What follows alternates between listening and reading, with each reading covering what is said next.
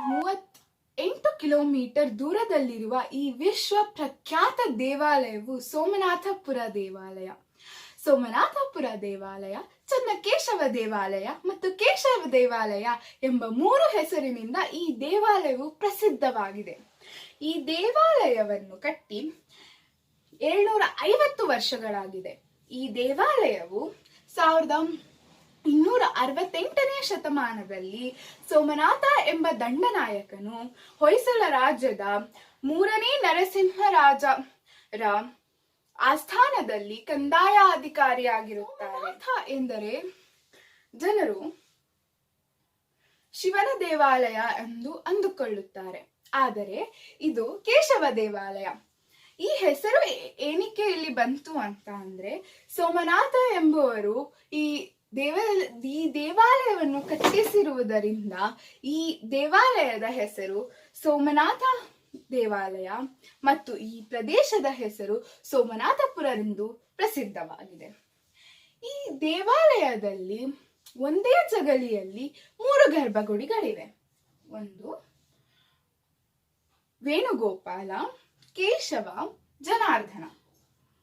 ಆದರೆ ಈ 3 ದೇವಸ್ಥಾನದಲ್ಲಿ ಪೂಜೆ ನಡೆಯುವುದಿಲ್ಲ, ಏಕೆಂದರೆ ಮುಸ್ಲಿಮರು 2 ಬಾರಿ ದಾಳಿ ಮಾಡಿದ್ದಾರೆ.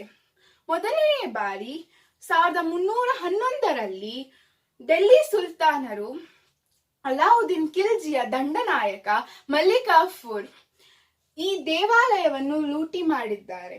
ಎರಡನೇ ಬಾರಿ 1326ರಲ್ಲಿ ಮೊಹಮ್ಮದ್ ಬಿನ್ ತುಘಲಕ್ ಈ ದೇವಾಲಯವನ್ನು ಹಿಂದೂ ಸಂಪ್ರದಾಯದ ಪ್ರಕಾರ ಯಾವುದೇ ವಿಗ್ರಹ ಭಿನ್ನವಾಗಿದ್ದರೆ ಆ ಭಿನ್ನ ವಿಗ್ರಹವನ್ನು ಪೂಜಿಸುವುದಿಲ್ಲ. ಸೊ ಇವರು ದಾಳಿ ಮಾಡಿದ್ದಾಗ ಎಲ್ಲಾ ವಿಗ್ರಹಗಳನ್ನು ಭಿನ್ನ ಮಾಡಿದ್ದಾರೆ. ಅದಕ್ಕೆ ಈ ಯಾವುದೇ ದೇವಾಲಯದಲ್ಲಿ ಪೂಜೆ ಮಾಡುವುದಿಲ್ಲ. ದೇವಾಲಯದ ಹೊರಭಾಗದಲ್ಲಿ ಒಂದು ಶಿಲಾಶಾಸನವಿದೆ. ಈ ಶಾಸನದಲ್ಲಿ ಹಳೆಗನ್ನಡದಲ್ಲಿ ದೇವಾಲಯದ ವಿವರಣೆಗಳಿವೆ. ಈ ದೇವಾಲಯವು 500 ಜನ ಶಿಲ್ಪಿಗಳು 68 ವರ್ಷಗಳಲ್ಲಿ ಕಟ್ಟಿದ್ದಾರೆ. ಈ ದೇವಾಲಯವನ್ನು ಬಡಪದ ಕಲ್ಲಿನಿಂದ ನಿರ್ಮಿಸಿದ್ದಾರೆ.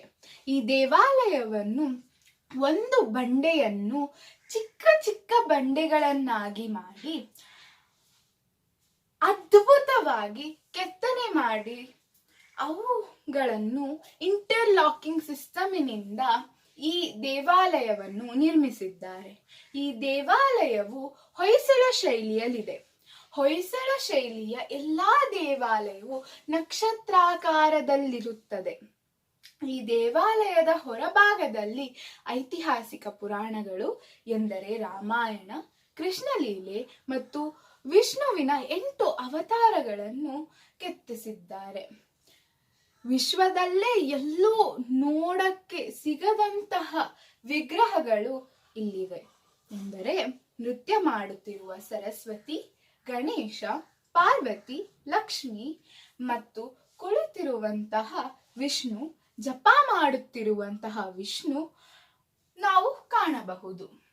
ಈ ದೇವಾಲಯದಲ್ಲಿ ಹೊಯ್ಸಳ ರಾಜ್ಯರ ಆಳ್ವಿಕೆಯಲ್ಲಿ ರಾಜ್ಯ ಹೇಗಿತ್ತು ಎಂಬುದನ್ನು ನಾವು ಕಾಣಬಹುದು, ಕೆತ್ತನೆಯಲ್ಲಿ ಕಾಣಬಹುದು. ದೇವಾಲಯದ ಒಳ ಭಾಗದಲ್ಲಿ ಗರ್ಭಗುಡಿ, ನವರಂಗ ಮತ್ತು ಸಭಾಮಂಟಪಗಳಿವೆ. ದೇವಾಲಯದ ಮೇಲ್ಛಾವಣಿಯಲ್ಲಿ ಕಮಲದ ಹೂವು ಮೊಗ್ಗಿನಿಂದ ಹಿಡಿದು ಸಂಪೂರ್ಣ ಅರಳಿದ ಹಂತದ ತನಕ ಶಿಲ್ಪಿಗಳ ಅದ್ಭುತವಾದ ಕೈಚಳಕವನ್ನು ವಿಶ್ವ ಪಾರಂಪರಿಕ ದಿನದಂದು ಎಂದರೆ ವರ್ಲ್ಡ್ ಹೆರಿಟೇಜ್ ಡೇ ಎಂದು ನಾವೆಲ್ಲರೂ ಒಂದು ಪ್ರತಿಜ್ಞೆ ಮಾಡೋಣ. ಏನೆಂದರೆ, ಯಾವುದೇ ದೇವಾಲಯ, ಮಠ, ಮಂದಿರಕ್ಕೆ ಭೇಟಿ ನೀಡಿದಾಗ ನಾವು ಅಲ್ಲಿರುವಂತಹ ಕಂಬಗಳನ್ನು, ಗೋಡೆಗಳನ್ನು, ವಿಗ್ರಹಗಳನ್ನು ಮುಟ್ಟದೆ, ಗೀಚದೆ ತಮ್ಮ ಹೆಸರುಗಳನ್ನು ಬರೆಯದೆ ನೋಡಿ ಸಂತೋಷಿಸಿ ಮುಂದಿನ ಪೀಳಿಗೆಗೆ ನಮ್ಮ ಶ್ರೀಮಂತ ಸಾಂಸ್ಕೃತಿಕ ಐತಿಹಾಸಿಕ ಪಾರಂಪರಿಕ ಭಾರತವನ್ನು ನೋಡಲು ಅವಕಾಶ ಮಾಡಿಕೊಳ್ಳೋಣ ಎಂದು ಒಂದು ಪ್ರತಿಜ್ಞೆ ಮಾಡೋಣ ಈ ವಿಶ್ವ ಪಾರಂಪರಿಕ ದಿನದಂದು. ನಮಸ್ಕಾರ. ಜೈ ಹಿಂದ್, ಜೈ ಕರ್ನಾಟಕ.